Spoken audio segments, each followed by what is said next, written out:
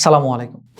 কোনো একজন ওয়ারিশ সে যদি ওয়ারিশ সূত্রে সম্পত্তির মালিক কিন্তু খতিয়ানে তার নাম উঠেনি, সেক্ষেত্রে তার করণীয় কি? এমন হতে পারে অনেক সময় যে সে তার বাবার সম্পত্তিতে মালিক, কিন্তু কোনো কারণে হয়তো ভুল কারণে বা অন্য কোনো ভাই-বোন কোনো একটা জিনিস ভুলভাবে উপস্থাপন করার কারণে তার নামটা খতিয়ানে উঠেনি। খতিয়ানে তার ভাই-বোন সবার নাম উঠেছে কিন্তু তার নামটা উঠেনি। সেই ক্ষেত্রে তার করণীয় কি? এই ক্ষেত্রে তার ১ম দায়িত্ব হচ্ছে ভাই-বোনদের সাথে বসে যে, "আমি তো সম্পত্তির মালিক ওয়ারিশ সূত্রে।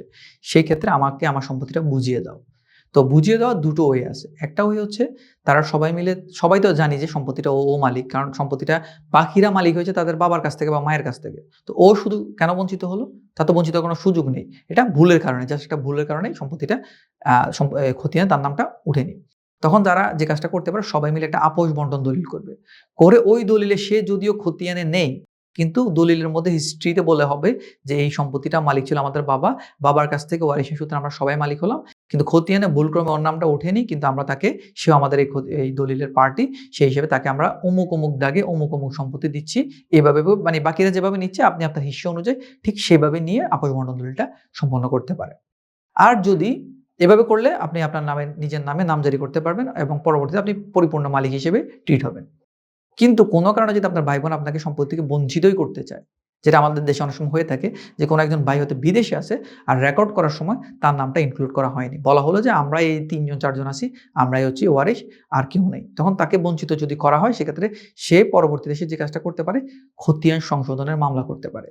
যদি এলএসটি ওপেন করা থাকে, এলএসটি কোর্টে মামলা ওপেন থাকে তাহলে মামলা করতে পারেন। আর যদি এলএসটিতে মামলা ওপেন না থাকে সেক্ষেত্রে আপনি যে কাজটা করতে পারবেন, আপনি প্রথমত এই যে খতিয়ানটা হলো, খতিয়ানটার মধ্যে আপনার নাম আসেনি। প্রথমত আপনি এটার জন্য বলবেন যে একটা ডিক্লারেশন স্যুট করতে হবে, যে ঘোষণামূলক মোকদ্দমা করতে হবে সুনির্দিষ্ট প্রতিকারণে ৪২ ধারা অনুসারে যে এই খতিয়ানটা যে হলো, খতিয়ানটাতে আমার বাবার ওয়ারিশ সবার নাম ইনক্লুড হলো কিন্তু আমার নামটা ভুলে ইনক্লুড হয়নি। অতএব আমার নামটা এটা ঘোষণা করা হোক। তখন সকল কাগজপত্র বিবেচনা করে যখন আপনার নামটা ডিক্লেয়ার করা হবে, তখন ওই খতিয়ানটা সংশোধন হয়ে ওইখানে আপনার নামটাও এড হয়ে যাবে। এভাবে আপনি করতে পারেন।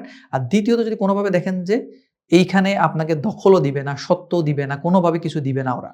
ওদের চিন্তাভাবনা হচ্ছে আপনাকে সম্পত্তি টোটালিই দিবে না। মানে এটা আসলে ভুল হয়নি। ওরা ইচ্ছাকৃতভাবেই intentionally আপনার নামটা দেওয়া হয়নি। সেক্ষেত্রে আপনি যে কাজটা করতে পারেন, আপনি ৪২ এর সাথে সুনির্দিষ্ট প্রতিকার আইনের ৮ ধারাটাও এড করবেন। অর্থাৎ সুনির্দিষ্ট প্রতিকার আইনের ৮ ধারায় হচ্ছে আপনি সত্ত্বসহ দখল, পাশাপাশি ৪২ এ হচ্ছে খতিয়ান সংশোধনের যে বিষয়টি, সেটা সংশোধন ঘোষণামূলক যে মামলা দায়ের করতে পারেন।